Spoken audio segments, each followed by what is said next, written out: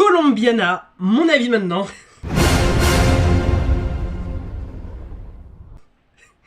Je rigole parce que je suis fatigué. C'est un film, je déteste. Voilà, vraiment, j'ai pas aimé. Abonnez-vous. Ceux qui veulent juste savoir mon avis peuvent partir. Si vous voulez savoir le détail, restez, je vais vous expliquer. Il fait nuit.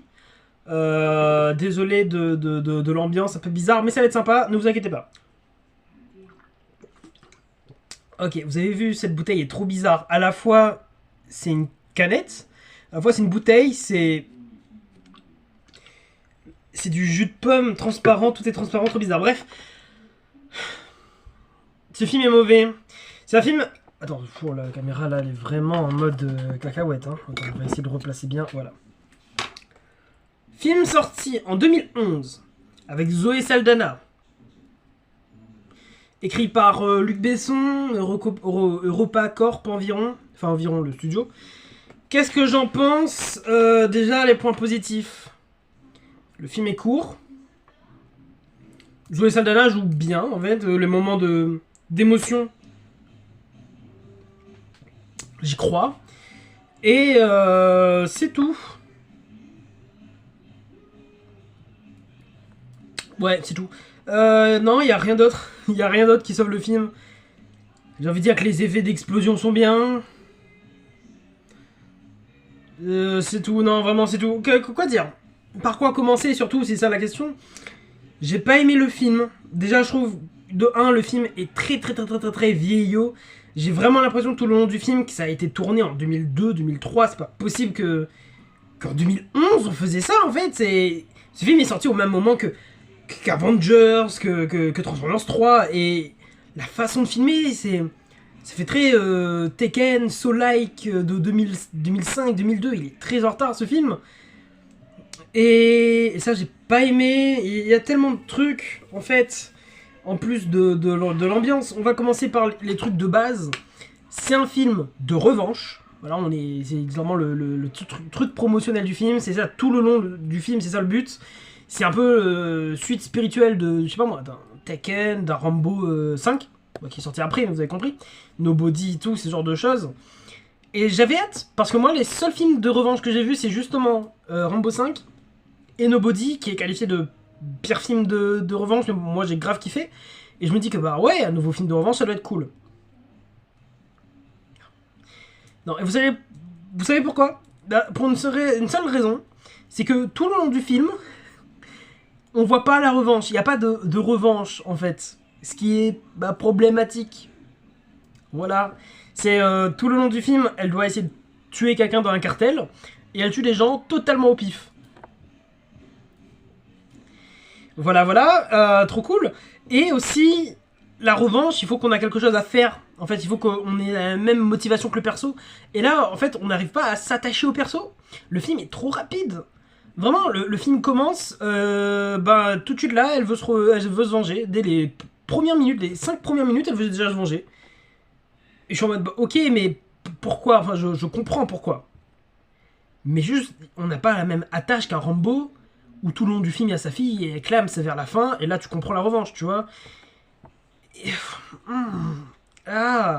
il y a beaucoup de moments comme ça dans le film, et c'est un gros problème du film, où on voit que tout est rushé à mort, et le film il est trop synthétique. J'ai pas l'impression que les personnages vivent en fait.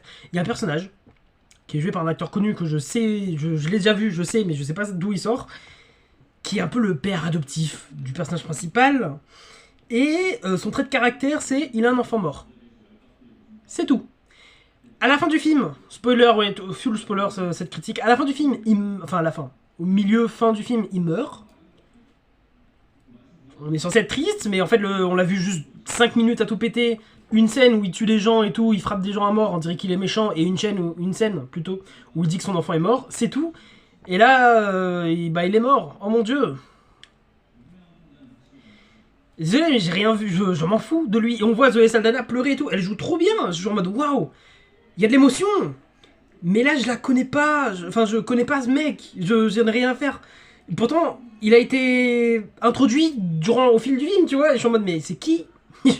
Ok, son fils est mort, ça fait 5 fois qu'on parle de ça, mais je sais pas, il a pas l'air d'être si impacté, on utilise un truc qui arrive même pas, on dit que, ouais, c'est un ancien mafieux, quand son fils est mort, il a tué beaucoup de personnes. Il y a un petit groupe qui est arrivé, il est mort très vite, quoi. Il y a même pas de cadavre d'ennemis ni rien, et j'y crois pas, le film a beaucoup d'incohérences. Beaucoup d'incohérences, c'est facile à mort, mais vraiment, tu regardes le film, il faut absolument, notamment la boisson, hein, parce qu'on vient de finir le film là, il faut le regarder avec une bière dans la main, il faut le regarder en rigolant avec ses potes, c'est pas possible de regarder ce film premier degré. Il y a des moments où tu te dis, mais c'est pas logique. Alors, on va faire dans l'ordre chronologique. La petite fille, elle est toute petite, ses parents meurent, elle pleure pas, l'actrice, voilà, elle est stoïque, ouais, une petite larme qui coule, mais c'est tout. Par contre, 15 ans plus tard, quand elle est grande, ses parents adoptifs, qu'elle aime pas trop, ambiance un peu bizarre dans la famille, elle les voit presque jamais, meurent, pas devant elle. Et là, par contre, elle crie, et elle pleure toute larme de son corps. Et elle pleure juste parce que c'est Zoé Saldana et qu'elle arrive à bien jouer, parce que niveau écriture, il y a un truc qui va pas, ou au niveau acting, il fallait prendre un gosse qui savait jouer, bon c'est compliqué à trouver, mais il fallait vraiment montrer que le gosse est triste au début, parce que là, le gosse il est associable, il pleure pas quand ses parents meurent, et par contre 15 ans après, c'est une grosse tapette qui pleure dès que quelqu'un qu'il aime plus ou moins meurt, et il y a un truc qui va pas, en fait, c'est incohérence de fou. La petite fille, elle a 7 ans, elle court dans la ville, et il y a des mecs, il y a genre 18 mecs baraqués, entraîné, tueur à gages, qui connaît la ville, 20 ans, qui arrive pas à attraper une fillette de 7 ans. Et tu vas me dire, oui, mais dans le film, vu qu'elle est petite, elle utilise des petits passages un peu vite fait, et elle passe des endroits, ok. Mais à des moments où elle court juste ligne droite, et des grands adultes avec des motos et tout, ils sont 25, ils ont pas réussi à attraper la petite. Sur 2 minutes de course. Wow, mon ref, il y a un problème.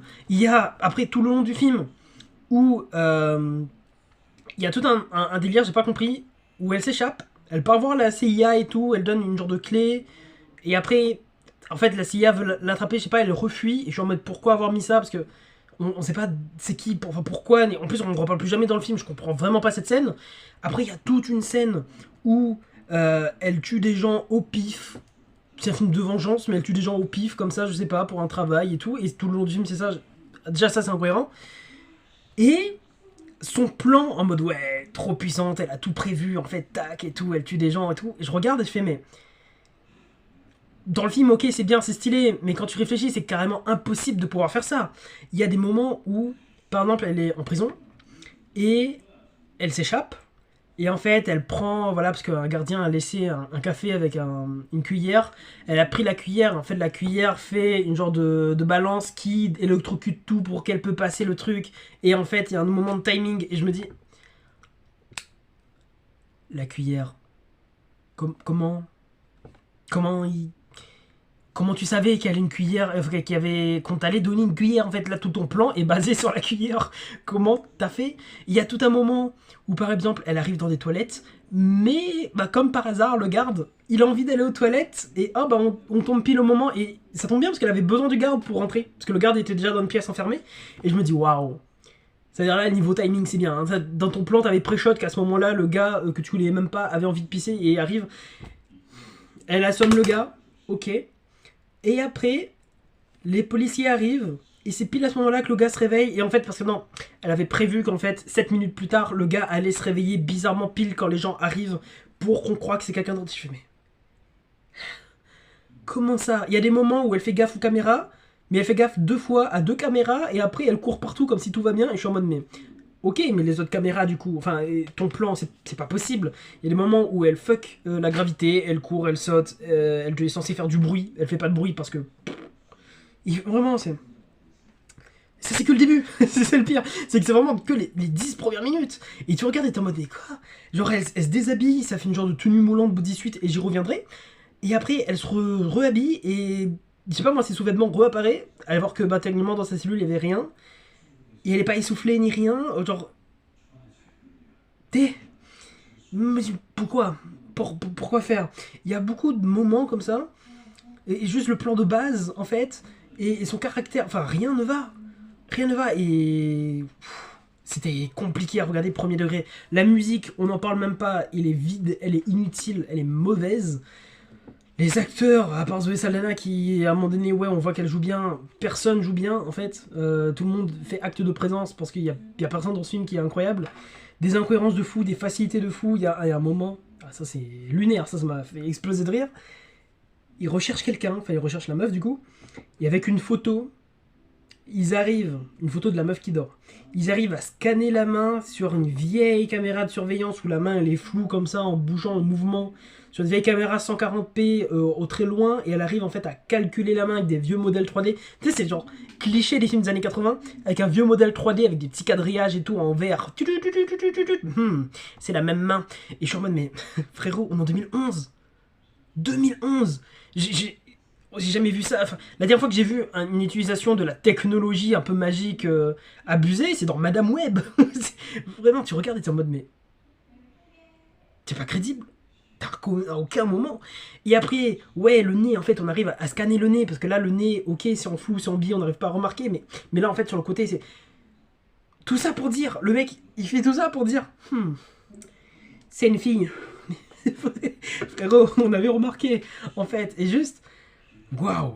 D'autant plus que bon, si vous faites des scannages comme ça, quand elle a pris son fusil, elle avait pas de gants. Ah si, elle avait des gants, mais que sur une seule main. Et pourtant, elle a tenu avec les deux. Du coup, il y a quand même un peu de traces digitales. Voilà. Juste... D'autant plus que, vu que c'est un gant, vraiment, il y a des fausses traces digitales ici, mais à l'intérieur du gant, il y a ces vraies traces. Du coup, si vous trouvez le gant, voilà. Et juste, il y a beaucoup de problèmes comme ça. Il y a un moment, vers la fin du film, elle tire avec un bazooka en plein milieu d'une salle remplie d'ennemis qui fait un plan. Le bazooka explose, vraiment les vitres explosent, il y a du feu qui sort de la vitre, le bazooka quoi. Le feu se dissipe, tous les ennemis sont vivants, ils sont en mode oh mon dieu, elle est là-bas, elle nous attaque. Et je suis en mode mais il y a bazooka qui a explosé la pièce avec 25 ennemis dedans et les 25 ennemis sont vivants. Comment c'est possible? Et il y a beaucoup de moments où tu regardes comme ça, tu fais mais non, c'est pas possible. Il y a des moments en fait trop... En fait c'est pas possible. C'est clairement pas possible. Il y a des moments, par exemple à la fin, où un mec lambda de cartel le met mal, vraiment la tabasse et tout, elle est à ça de crever. Mais par contre, avant dans le film, on la voit mettre à terre 8 gardes du corps easy peasy tout seul, en maillot de bain en plus, et je suis en mode mais... Niveau puissance, c'est quoi le concept en fait? Et d'ailleurs, même au niveau scénaristique, tout le film se fait sur ouais, la vengeance et tout. Le méchant de fin, il est inutile, il est pas ouf, il est même pas drôle, il a rien de mémorable, il est nul. C'est juste un mec en plus qu'on tue, il y a rien de... Il y a pas le summum du film en mode waouh, on a l'impression que c'est la fin. Non, on dirait juste la moitié du film. J'étais surpris quand c'était la fin, je fais... Attends, quoi? C'est ça la bataille finale? Vraiment, c'est mauvais, d'autant plus que le méchant meurt parce que des chiens l'a mangé, mais les chiens obéissent à la voix de la meuf. Et en fait, c'est à ce moment-là, parce qu'en fait, elle a appelé, et tu vas me faire croire qu'un chien arrive à entendre ta voix et à comprendre que c'est ta voix. Elle va voir qu'ils sont en train de rouler sur la route et les chiens sont au fond de la fourgonnette et qu'elle fait attaquer. Et que le chien entend les qui attaquent. Qu'est-ce que c'est que ce film? D'autant plus que elle était de base en Californie et en 2-2 elle arrive Colombie et tout, j'ai pas compris d'où elle a pris le train ou l'avion, je sais pas, pour arriver jusqu'ici, on n'explique pas. Elle a emmené les chiens, comment elle a fait, on n'explique pas. Tout le long du film, il y a un policier qui la cherche, et elle apparaît comme ça dans son appartement, et on n'a aucune explication. Et elle est en mode, ouais, tu vas m'aider à trouver les gens du cartel. Mais si t'apparais comme ça dans la chambre du policier en 2-2, pourquoi t'apparais pas comme ça dans la chambre des gens du cartel? Comment t'as fait pour trouver le gars de la CIA? Comment t'as fait? Vraie question. Il y a beaucoup de moments comme ça où je me dis, ok, c'est bien dans le montage, mais dans son plan d'évasion discrète, elle a quand même prévu d'exploser le mur de son bâtiment à coup de dynamite. Comment tu savais que les CIA aussi allaient faire exploser et que t'as explosé au bon moment, quoi? T'as entendu, Comment? Genre, ici, ils avaient pas mis... En fait, il y a beaucoup En fait, le film, on voit vraiment qu'il a été fait et qu'on n'a pas imaginé à autre chose. Genre, on dirait que elle a lu le script. En fait, elle savait qu'est-ce qui allait se passer, mais elle l'a fait. Et ça, c'est pas du tout crédible. Juste, vraiment pas ouf. Le film, il est pas ouf. D'autant plus qu'il y a toute une vibe durant le film où j'ai l'impression qu'on sexualise à mort le personnage. Où, par exemple, il y a une scène de sexe 2 ou 3 fois, et la première fois, ok, la deuxième fois, pourquoi faire? Et il y a beaucoup de moments où elle se déshabille, elle se rehabille, et je me dis, ok, oui, bon, il y a rien de sexuel ni rien, ok. Mais par exemple, il y a dans le film, la meuf, elle tue des gens et tout, en tenue juste en maillot de bain, quoi. Et je me dis, bah où est le gilet pare-balles? Où est la, enfin, juste elle met une petite ceinture, elle obtient de maillot de bain, une pièce méga sexy et tout. Je suis en mode, mais après, il y a un moment où elle s'échappe et tout. Il y a les policiers qui veulent faire péter son bâtiment et tout. Elle prévoit tout, sauf un gilet pare-balles, encore une fois. Et elle est là en mode petit pyjama tout sexy, tout court et tout. En mode, ah, je suis belle. Et vraiment, tous les 20 minutes, elle change de tenue. Une fois, c'est un genre body suite moulant, bien moulant et tout. Elle porte pas de sous-vêtements dessous. Vraiment, ça moule tout et tout. Elle est comme ça, avec son fusil en train de tirer et tout. L'autre fois, elle est à moitié à poil. L'autre fois, à moitié à poil. Après, elle rentre chez elle. Elle décide de mettre de la musique et de se dandiner en mode un peu sexy et tout. Après, elle part baiser quelqu'un. Et je suis en mode, mais attends, c'est écrit par Luc Besson, quoi. Bah oui, bah oui, du coup, pour le coup, oui. Vraiment, bizarre. Ce film, il est mauvais. J'ai... À aucun moment, tu t'attaches au perso. C'est incohérent à mort. Les décors, vraiment, j'ai l'impression d'avoir déjà vu le décor partout, en fait, dans Iron Man 3, dans Hulk, dans n'importe quel film, en fait. L'acteur est vite fait, ça sauve, mais regardez pas le film juste pour ça, quoi. La musique est vide, tout est vide, c'est mauvais, c'est incohérent, c'est même pas jouissif en termes de gore et en termes de vengeance. D'autant plus qu'en fait, dès le début, elle pouvait faire sa vengeance, en fait, parce qu'elle a tué quand même 23 personnes gratuitement, alors que la base de sa vie, c'est juste de se venger, et elle a vécu 23 ans sans rien faire. Littéralement, dès qu'elle pouvait tenir une arme, elle aurait pu faire. Et non, elle fait pas. Il y a beaucoup trop d'incohérences, beaucoup de trucs mauvais dans ce film. Tout est mauvais. Ce film, heureusement qu'il est court, quoi. 2h40, j'aurais pas pu, j'aurais regardé en 2 fois. J'aurais fait comme John Wick, j'aurais pas vu la fin, et j'aurais fait ouais, je regarde une autre fois, je m'aurais forcé à voir. Bah tiens, un peu le cas en fait. Heureusement que j'étais accompagné de bonnes personnes, et que j'ai mangé un petit... En fait, je regardais le film en faisant une soirée hot dog, et c'est le seul truc qui a sauvé le film, parce que vraiment, si j'avais regardé ça en mode sérieux, premier degré, nouvelle pièce du cinéma, j'allais souffler, j'allais être encore plus aigri durant cette vidéo. Ce film est mauvais. Voilà, ce film est mauvais, mais il est même pas mauvais drôle comme un Venom, ou mauvais drôle comme Godzilla vs Kong, ou en vrai c'est mauvais, mais il y a des petits trucs bien, et en vrai, voilà, c'est divertissant, tu kiffes, tu vois, tu poses tes fesses là, comme ça, tu fais ah, c'est marrant. Là, non. Là, ce qu'ils essayent de faire, il fait mal, et c'est mauvais, il y a rien, vraiment rien. Scénaristique, musique, effets spéciaux, rien ne va. Mauvais de fou. C'était mon avis sur Colombiana. Mauvais film. Ne regardez pas. Abonnez-vous, lâchez un like. Moi, je vous fais la bise. On se retrouve la prochaine fois pour un meilleur film, j'espère.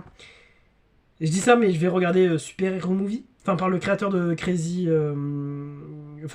Scary Movie. Ils ont fait un film sur les super-héros. De la même veine, à savoir un film nul. Et c'est ce que je vais voir juste après cette critique. Du coup, bon, je pense pas qu'on va se voir pour une bonne critique. Enfin, après, bon, ce sera plus drôle que celui-là. Bref, au revoir.